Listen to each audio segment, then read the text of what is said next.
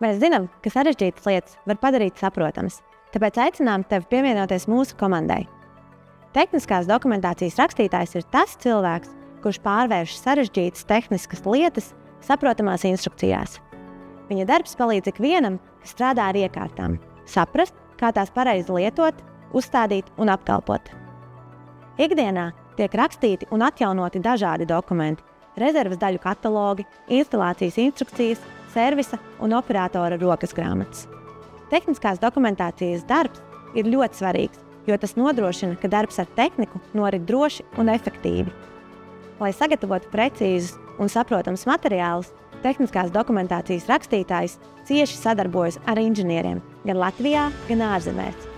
Viņam nereti jāstrādā arī tieši ar iekārtām, jāizprot, kā tās darbojas praksē, lai varētu izveidot kvalitatīvus un lietotājiem draudzīgus dokumentus. Ikdienas darbā tiek izmantoti 3D modeļi, ar kuriem veic dažādas darbības.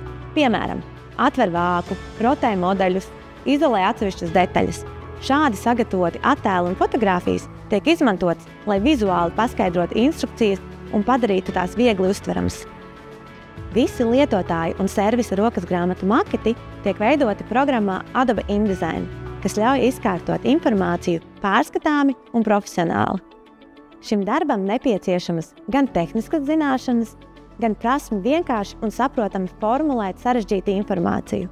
Darbs ir interesants un daudzveidīgs, jo katra iekārta un katrs dokuments ir savādāks. Nereti ir jādodas komandējumos, lai iepazītos ar iekārtām, kas nav pieejamas uz vietas un varētu sagatavot precīzu dokumentāciju.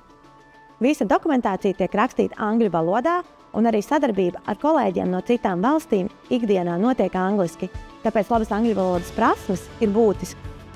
Tehniskās dokumentācijas rakstītāja loma ir ļoti svarīga. Viņš palīdz padarīt sarežģītas tehnoloģijas pieejamas un saprotamas ikvienam, kas strādā ar iekārtām.